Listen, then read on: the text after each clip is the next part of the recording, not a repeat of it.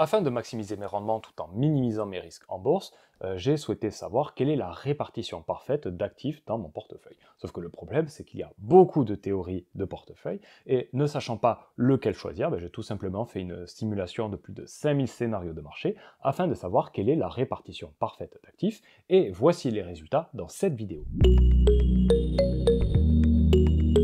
Et donc pour nous aider dans cette quête, nous devons introduire un indicateur qui s'appelle le ratio de Sharpe. Le ratio de Sharpe, ça nous permet de calculer le meilleur risque-rendement, en sachant que le rendement, c'est la performance en bourse, et le risque, c'est la volatilité. C'est-à-dire que nous pouvons avoir deux individus qui ont eu 10% sur une année, les deux, sauf qu'il y en a un qui a eu beaucoup de volatilité, donc son ratio de Sharpe va être faible, il ne va pas être bon, et quelqu'un qui va avoir 10% mais une volatilité qui est très faible, et son ratio de Sharpe va être élevé, donc il va être bon. Et c'est ça qu'on cherche à obtenir, c'est-à-dire à optimiser le ratio de Sharpe pour maximiser le risque-rendement. Et donc, dans un second temps, on va essayer de savoir quels sont les actifs que nous devons acheter et dans quelle répartition pour maximiser le ratio de Sharpe.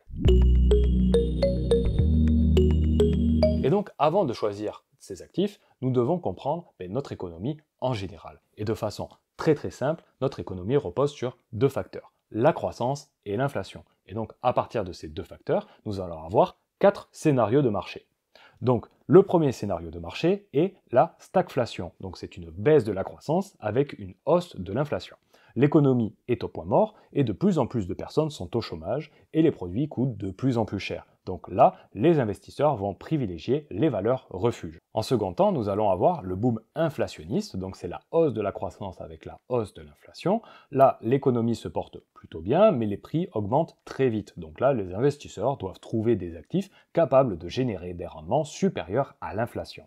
Dans un troisième temps, nous allons avoir la déflation, donc là c'est la baisse de la croissance avec une baisse de l'inflation, donc là les prix baissent, mais l'économie tourne au ralenti et on risque une crise économique. Donc là les entreprises réduisent leur investissement et les consommateurs reportent leur achat, ce qui aggrave la récession.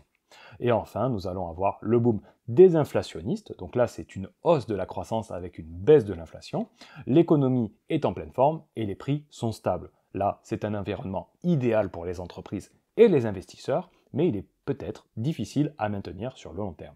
Et pour couvrir ces 4 scénarios de marché, dans un but d'être le plus minimaliste possible, j'ai sélectionné seulement 3 actifs, des actions, des obligations et de l'or.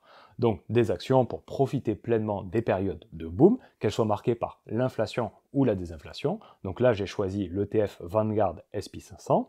Des obligations qui, par leur stabilité, sont rassurantes en période de stagflation ou de boom désinflationniste. Donc là, j'ai choisi l'ETF iShares Core Global Aggregate Bond et de l'or, considéré comme une valeur refuge, particulièrement en période de stagflation ou de déflation. Donc là, j'ai choisi l'ETF Invesco Physical Gold A. Et maintenant que nous avons choisi nos 3 actifs, la question que nous allons nous poser, c'est quelle est la meilleure répartition possible pour optimiser le ratio de Sharpe. Donc notre étude a été faite sur le site Portfolio Visualizer, et ce qu'on a fait, c'est que nous avons examiné 20 portefeuilles différents, avec une allocation différente au niveau des actions. Donc on commence avec des actions de 5% et ça finit à 100%. Et ce que nous avons cherché à savoir, c'est pour 5%, quelle est la meilleure répartition entre les obligations et l'or pour maximiser le ratio de Sharpe, et avec 10%, avec 15%, etc.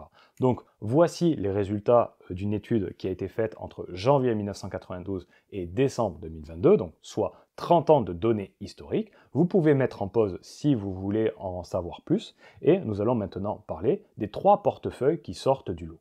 Et donc le premier portefeuille qui permet de maximiser le ratio de Sharpe, c'est un portefeuille avec 60% d'actions, 14% d'obligations et 26% d'or. Le portefeuille qui permet de maximiser le rendement, c'est un portefeuille avec 100% d'actions, donc pas d'obligations, pas d'or. Et le portefeuille qui permet de minimiser la volatilité est un portefeuille qui a 10% d'actions, 78% d'obligations et 12% d'or. Et la première remarque qu'on peut faire, c'est que cette répartition est une tendance. Ça veut dire que ce n'est pas une loi immuable. C'est ce qu'il aurait fallu faire sur les 30 dernières années pour optimiser le ratio de Sharpe, mais ce n'est pas une garantie de ce qu'il faudra faire pour optimiser le ratio de Sharpe dans le futur. Et le deuxième point, c'est que pour qui s'adresse cette répartition qui permet d'optimiser le ratio de Sharpe? Eh bien, pour moi, ça s'adresse à des personnes qui ont déjà une grande fortune et qui souhaitent conserver à tout prix leur fortune dans le temps. Donc, ils sont prêts à prendre un peu de risque pour avoir un peu de rendement, mais pas trop. Et donc, si vous êtes dans la situation où vous souhaitez accroître votre patrimoine, eh bien, comme cette étude le prouve, vous devez avoir une répartition dans votre portefeuille de 100% actions, 0% obligations, 0% or. C'est personnellement ce que je fais et c'est ce qui me permet d'avoir plus de 20% par an depuis 2021. Pourquoi? Parce que j'accepte la volatilité à court terme pour deux raisons. La première, c'est que j'ai confiance dans ce que je fais, dans les choix de mes actions. Et de deux, j'ai une temporalité d'investissement à long terme de plus de 20 ans. Donc, la volatilité à court terme ne me fait pas peur. Donc, si vous souhaitez faire la même chose que moi, je vous invite à regarder ma masterclass où je vous explique ma méthode qui me permet d'avoir ces résultats et qui sont appuyés par les travaux de Warren Buffett. Vous allez savoir les trois grands facteurs. C'est le premier lien en description. À de suite.